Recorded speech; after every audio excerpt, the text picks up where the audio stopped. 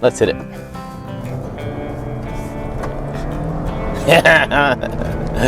That's a good time.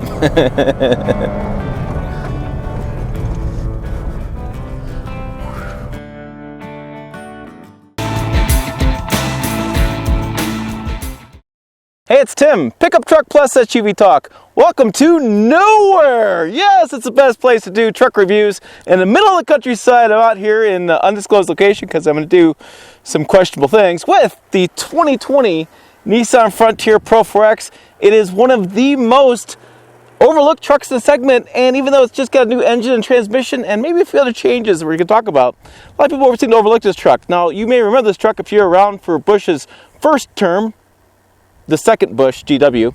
That was when the truck was unveiled. It's a 2004, came on North American Auto Show as a 2005 model, got a facelift in 2011, but it's basically been about the same.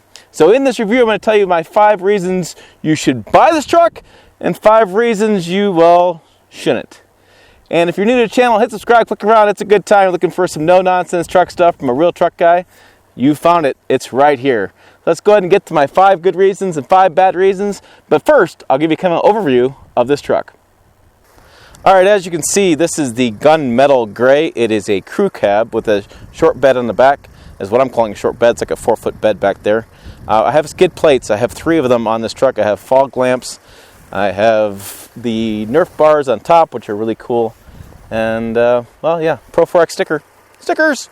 I do have hand-cooked Dynapro ATM tires. They are 265/75 R16s. Inside the truck, I have a leather package, so I have the interior with the nice leather and the Pro-4X and the trim. I have the white dials that are inherent to the Pro-4X trim package you can see on the interior. And I have, I think it's a crew cab. The paperwork is kind of not exact. They don't have pricing or fuel economy or anything on this. You can get this in the 9-speed automatic transmission that's new. You cannot get this in a manual transmission. That has gone away.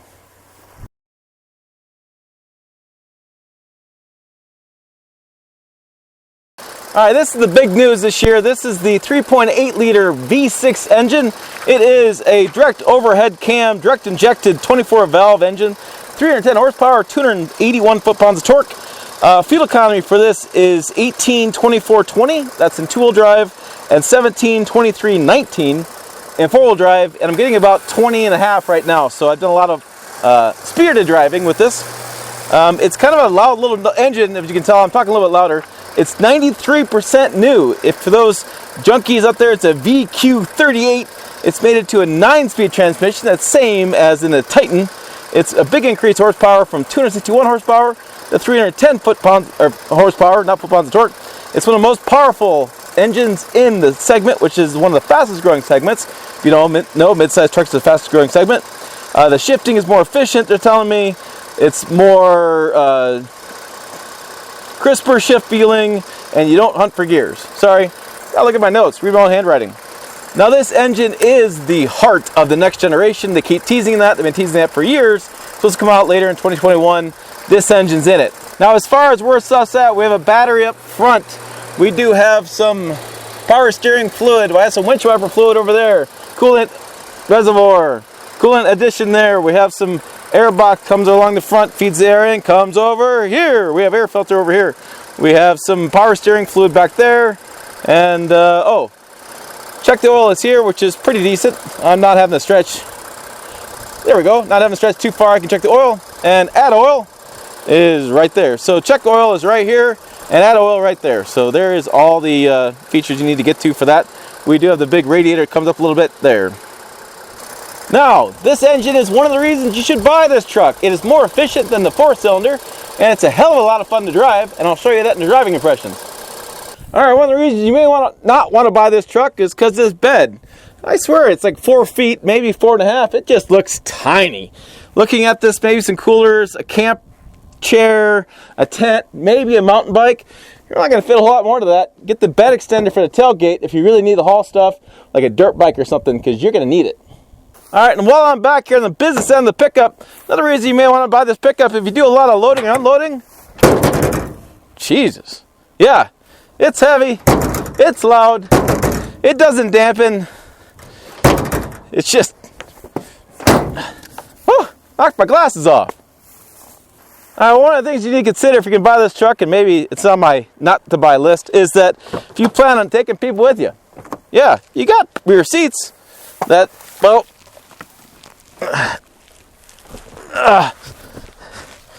get out of here, you darn hair. I mean, I suppose people can ride with you, but they ain't gonna like it very much. Now up front, different story. I got a big door, hop right in. No problem. Let's go have some fun. Alright, one of the things I like about this truck is it's just that wide. Yes, it's one of the narrowest trucks in the mid-sized market. You can off-road with it, you can rock crawl with it, you can do whatever you want with it. It'll fit anywhere and it'll fit in your garage. And that's pretty damn cool. Speaking of cool, it's pretty damn cold out here. Let's go get in the truck. Alright, like I said, this is the 2020 Nissan Frontier PRO-4X. That means I have rear locker, I got Bilstein shocks, I got bigger tires, I got skid plates, I got 3 of them. I'll tell you locations of those 3 is going to be the oil pan, the fuel tank, and the transfer case. Yes. And I have the satin chrome ring accent around my white face meter gauges. I'll show you that too. Alright, so you may be thinking, well, that's all cool, but what the heck's the price? I don't know the price either. They haven't announced it yet. But I can tell you that in the 2019 model, which is basically this with new engine, the Pro-4X was $33,440. So I'd imagine the price can be fairly similar. Now, the Tacoma TRD Pro, the really cool off-road version, is $42,960. That's the reason you need to buy this truck. Yeah, I don't have the fancy crawl control or active or A-track systems. I got rear locker. I got big tires. Got Bilstein shocks. Got everything I want. You know, as far as a off the road, off the lot, off-road truck without having all different nannies and such. So there you go. Big price difference. One of the reasons you buy this truck. Now you're thinking, hey Tim, the Tacoma TRD Pro is legendary. You drive that thing through a brick wall, it still drives. Nissan Frontier? Come on. Oh, do some research. You'll find Toyota, Nissan. 1 and 1A. Yeah, right there, really close. So they changed the powertrain in this. Everything else is the same. I guarantee you after 8 years of building these things, they probably got all the kinks worked out.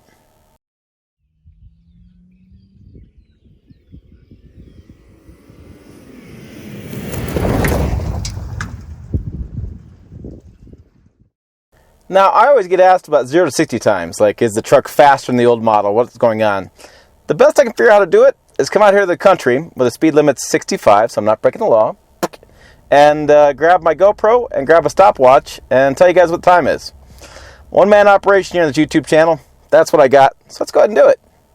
All right, I'm at a full stop and 2-wheel drive, not 4-wheel drive. And I got my stopwatch, and so I'm going to try to do both at once. I'm going to hit the start and hit the gas. Here we go. There's 20. There's 40. Here's 60. All right. I got 9.75. That's what I got. 0 to 60. Hope that answers your question. But I always want to know, like, what's 0 to 80? Let's try that next.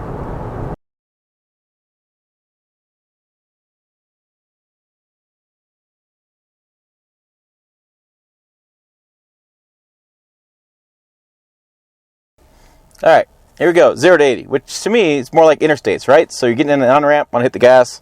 What's it feel like? Here we go, stopwatch started.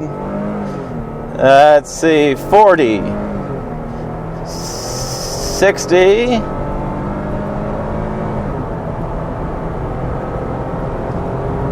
80. And let's check the brakes.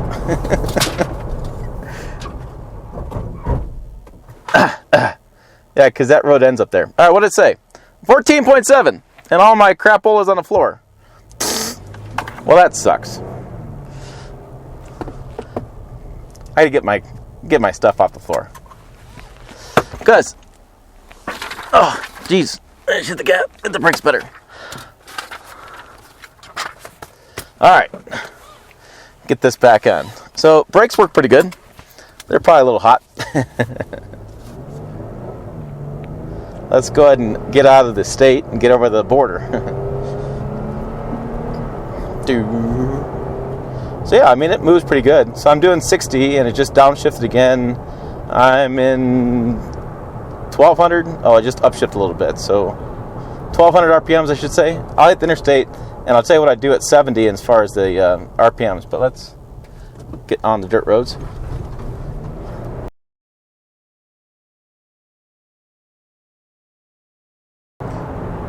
There you go. I'm doing about 70 miles an hour. As you can see, it's about, 1600 RPMs. In that range, I'm kind of going down a hill a little bit, kind of straight. You're seeing how it's going to work. And it's pretty flat ground out here, about 3,000 feet of elevation. So there's your RPMs. Not bad, really. And I got to be in 9th gear. Let's check.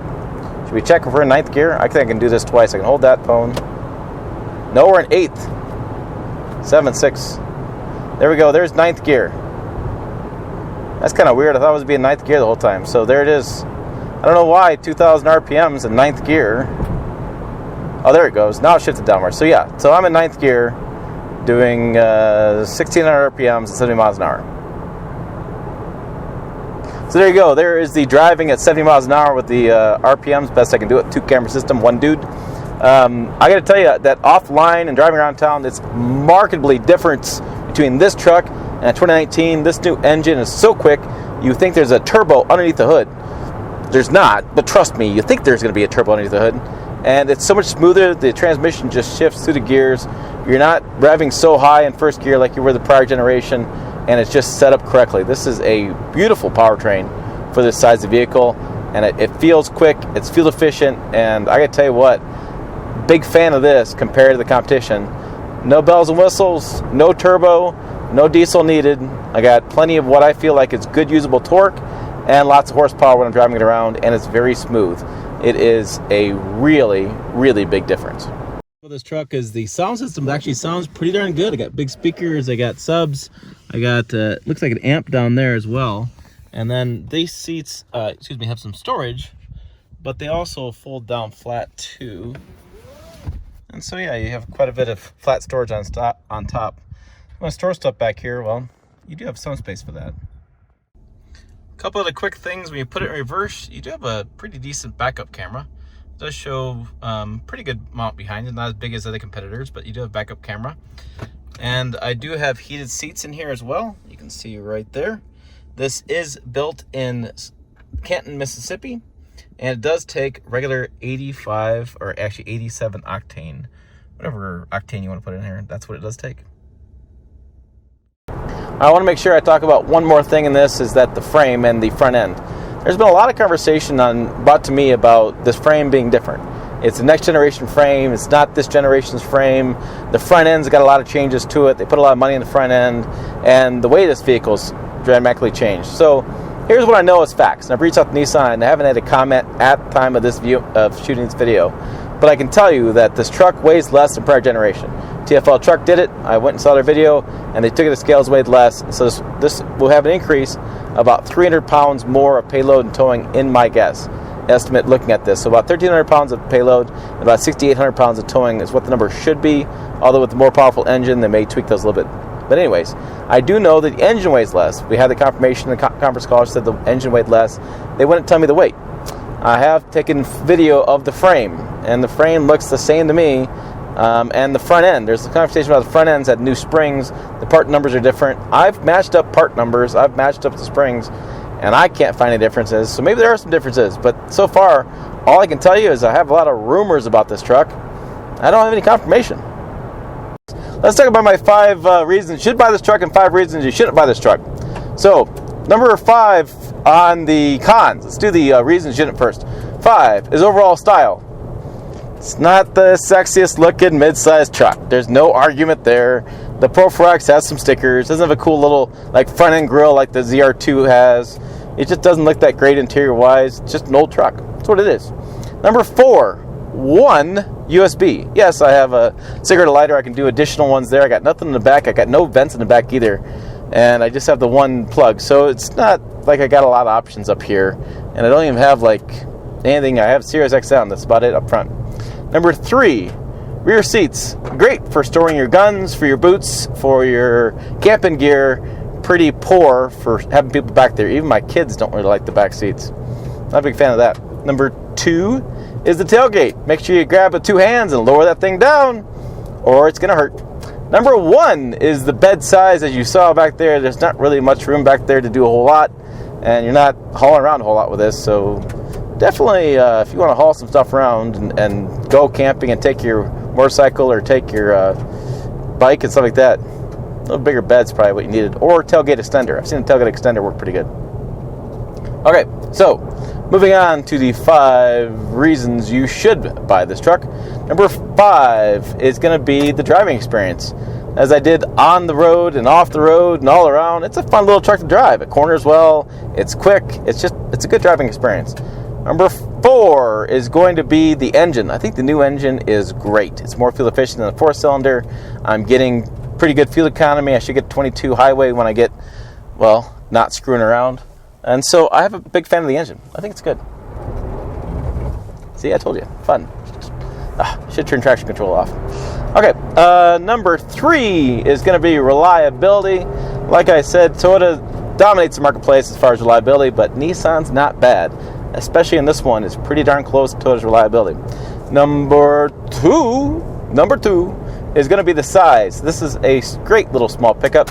Everybody in this channel bitches to me about they can't find the little small pickup anymore, and they always just buy a full-size pickup. This is the one. Stop complaining.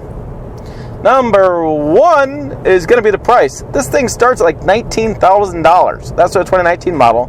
I'm sure 2020 will start a little bit more than that, but with rebates and whatever you're going to get, you're under 20 for this truck.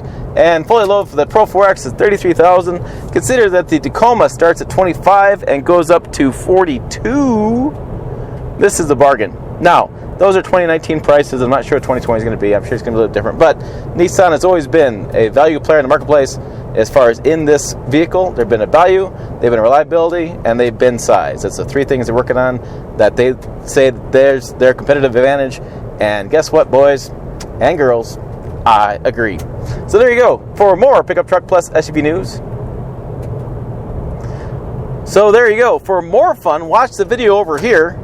It's a good time. And make sure you find us on pickuptrucktalk.com. Those 3 words work again on Pickup Truck Talk. Facebook, Twitter, Instagram. Type it in, you will find us. Trust me, we're there. As always, thanks for watching. I'll see you down the road.